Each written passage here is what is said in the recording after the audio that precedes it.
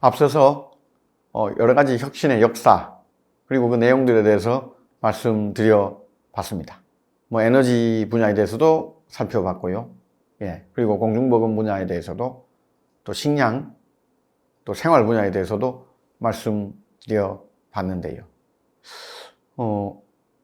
이게 네 가지 큰 카테고리에서의 혁신 속에서 또 몇 가지 생각해 볼 이슈들이 있어서 간단하게 한번 의견을 나눠보도록 하겠습니다. 일단 이 주변에 있는 단순한 것들 가운데 혁신적이라고 할 만한 것이 보이시는지요? 또 어떤 점에서 그걸 혁신적이라고 생각하시는지요? 잘 한번 관찰해서 정리해 보시기를 부탁드립니다. 자신의 전공 분야에서 이루어진 혁신의 대표적인 사례를 한번 들어본다면 어떤 것들이 있으실까요?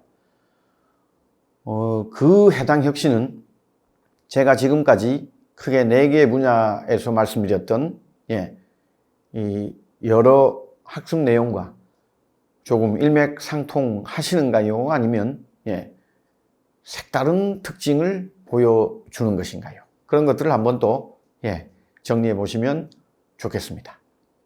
앞서서 에너지와 공중보건 분야에서와 마찬가지로 식량 분야, 생활 분야에서의 혁신 역시 저희 사업단에서 관심을 두고 있는 사회구조 변화에 어떤 영향을 미쳤다고 말할 수 있겠습니까?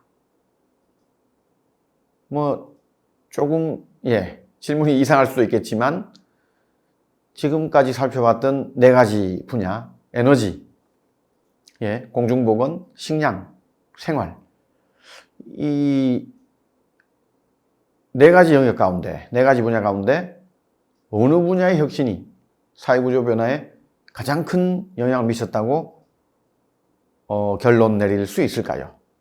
이런 것들에 대해서 한 번쯤 살펴봐 주시면 대단히 감사하겠습니다. 그 다음 이제 우리가 혁신을 바라보는 태도, 마음가짐 이런 것들에 대해서 한번 얘기해 보겠습니다. 이 혁신에 대해서 여러분들은 자주 생각하시는 편인가요? 만약 그렇지 않다면 왜 혁신에 대해서 별로 생각하지 않고 있을까요? 이유는 무엇일까요? 한번 좀 고민해 보시면 좋겠습니다. 나아가서 혁신을 자주 시도해 보시는 편인가요? 혹시나 생각만 하고 시도는 하지 않는 편이라면 이유는 과연 무엇이라고 생각하십니까? 수준을 좀 낮춰서 혁신까지는 아니더라도 작은 변화의 경우에는 또 어떠십니까? 변화는 자주 시도해보는 편이신가요? 한 번쯤 돌이켜 보시기를 당부 말씀드립니다.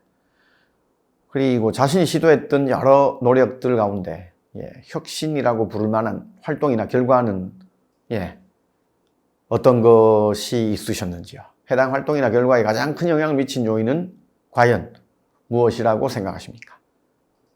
본인 스스로의 요인입니까? 아니면 본인 이외의 상황이나 환경적인 여건이었습니까?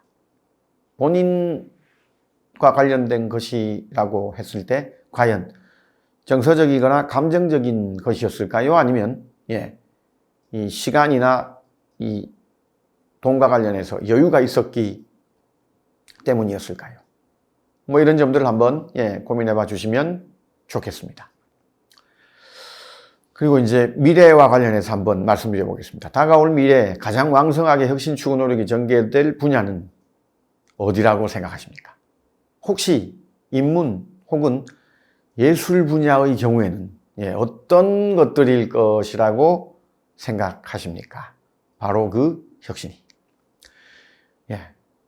특정의 혁신을 생태계 관점에서 파악할 경우에 우리가 얻을 수 있는 긍정적인 효과는 과연 무엇일까요? 왜 생태계 관점을 언급하는지는 아마 지금까지 살펴본 혁신의 역사 속에서 충분히 간파하실 수 있지 않을까 개인적으로 생각합니다. 그리고 마지막으로 엉뚱한 얘기를 하나 하면서 마치겠습니다. 일반적으로 경제학에서는 한계 생산성이 체감한다라고 얘기합니다.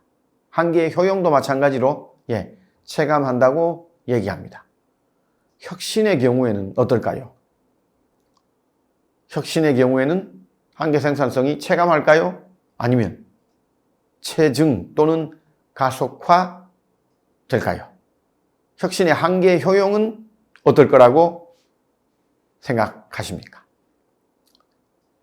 이런 한계 개념을 기반으로 해서 경제학에서 수학 체감의 법칙 또는 수학 체증의 법칙 이런 얘기들이 있어 왔었는데요. 혁신의 경우에 과연 경제학의 일반적인 법칙이 그대로 적용될까요? 아니면 반대인 경우도 크게 존재할까요? 한 번쯤 고민해 보시면 좋겠고, 만약 혁신이 이론 교과서에서 다룬 것과 다른 어떤 양상을 나타낸다면 과연 혁신의 어떠한 속성 때문에 그러한 일들이 벌어지는 것일지 함께 고민해 주시면 감사하겠습니다.